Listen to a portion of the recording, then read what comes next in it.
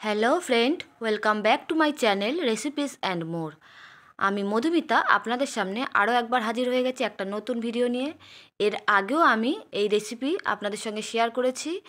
আর আমাদের এখন চলছে ডিসেম্বর মাসের একটা ছুটির সুন্দর ইমেজ। আমরা এই ছুটির সময় আমরা 25শে ডিসেম্বর এবং 1 জানুয়ারিতে আমরা নানা রকমের কেক কিনে খাই।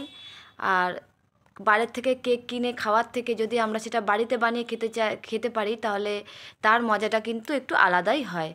বন্ধুরা, বাড়িতে খুব সহজেই কম উপকরণ দিয়ে কীভাবে কেক তৈরি করে নেওয়া যায় সেটা একবার আপনারা দেখে নিন। এর আগে আমি আটার কেক শেয়ার করেছিলাম আপনাদের সামনে। এবার আমি শেয়ার করতে চলেছি আপনাদের সামনে ময়দা দিয়ে কেক। এই কেকটা ভীষণ সুন্দর টেস্টি খেতে হয়। আর একবার আপনারা অবশ্যই ট্রাই করে দেখবেন কীরকম হয় খেতে। যদি ভালো লেগে থাকে বন্ধুরা, আমাকে অবশ্যই কমেন্টের মাধ্যমে জানাবেন, লাইক করবেন, বন্ধুদের মাঝখানে শেয়ার করবেন। আর অবশ্যই বন্ধুরা আমাকে কিন্তু আপনারা সাবস্ক্রাইব করে দেবেন। তাহলে চলুন বন্ধুরা, কিভাবে বানাতে হয় এই কেক একবার আমরা ফার্স্ট টু লাস্ট দেখে নিই। এখানে আমি একটা মিডিয়াম সাইজের বাটি নিয়ে নিয়েছি। আর এই বাটির মধ্যে আমি একটা ডিম ফাটিয়ে ডিমের অংশটা নিয়ে নিচ্ছি।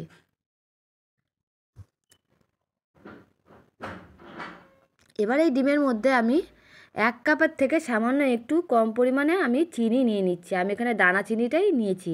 আপনাদের যদি সুবিধা মনে হয়, তাড়াতাড়ি করতে ইচ্ছা করে, তাহলে আপনারা এখানে ডাস্ট চিনিটা নিলে তাড়াতাড়ি এই মিশ্রণটা গুলে যাবে।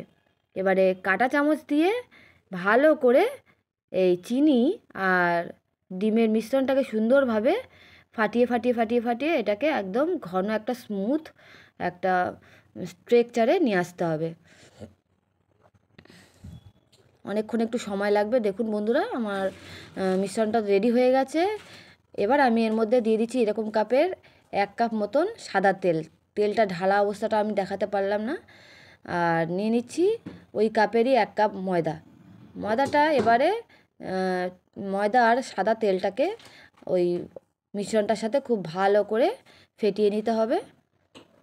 বেশি যাতে পাতলা না হয়ে যায়, একদম যেরকমভাবে আমি মিশ্রণটাকে যে যে অবস্থায় রাখছি সেরকম অবস্থাতেই আপনাদের নিতে হবে। এবার আমি এর মধ্যে দিয়ে দিচ্ছি 1/2 চামচ মতন বেকিং পাউডার। বেকিং পাউডারটা দিয়েও ভালো করে এবার মিশিয়ে নিতে হবে।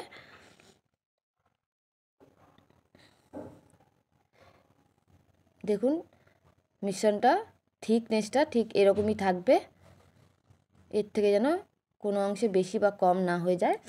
এবার এরকম একটা অ্যালুমিনিয়ামের বাটি নিয়ে ওর মধ্যে আমি সাদা তেল নিচে দিয়ে দিচ্ছি। সাদা তেল দিয়ে তার উপর দিয়ে একটা সাদা কাগজ বিছিয়ে দিচ্ছি বাটির মাপ করে। একটু তেলটা বেশি দিলে কী হবে, কাগজের পেছন আর সামনে দুই জায়গাতেই ভালোভাবে তেলটা লেগে যাবে।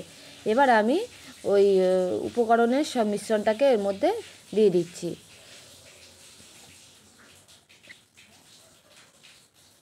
আপনারা এর থেকে একটু ছোট বাটির মধ্যে নিয়ে করলে সুবিধা হবে। আমার বাটিটা একটু বড় হয়ে গেছে। সব মিশ্রণটাকে আমি এর মধ্যে নিয়ে নিচ্ছি। দেখুন বন্ধুরা, নেওয়ার পর আমি একটুখানি ট্যাপ করে নিচ্ছি। এবার আগের থেকে 15 মিনিট আগে একটা বড় বা গামলা মতন আমি নিয়েছিলাম, গরম করতে দিয়েছিলাম 10 মিনিট ধরে। এবার তার মধ্যে আমি বাটিটাকে বসিয়ে দিয়েছি। এবার ঢাকা দিয়ে দিলাম মোটামুটি 25 মিনিটের মতন। 25 মিনিট পর ঢাকনাটা খুলে দেখিয়ে দিচ্ছি, কেকটা আমাদের অলরেডি রেডি। কত সুন্দর কেকটা হয়ে গেছে। এবার বাটি থেকে কেকটা ছাড়ানোর জন্য একটা ছুরির সাহায্যে আমি সাইডগুলোকে একটু আলগা করে নিলাম। একটা প্লেট দিয়ে এটা উপর করে নিলেই কেকের অংশটা পুরো বাটির মধ্যে প্লেটের মধ্যে চলে আসবে। দেখুন বন্ধুরা, কেকটা কত সুন্দরভাবে তৈরি হয়েছে।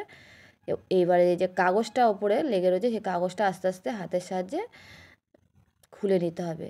এটা একটু ঠান্ডা হলেই করতে হবে, নাহলে কিন্তু কাগজের মধ্যে দিয়ে এই কেক কিন্তু লেগে উঠে আসবে।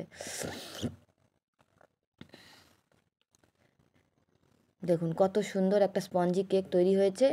ঠিক এইরকম পর্যায়ে কেকটা তৈরি করতে হবে।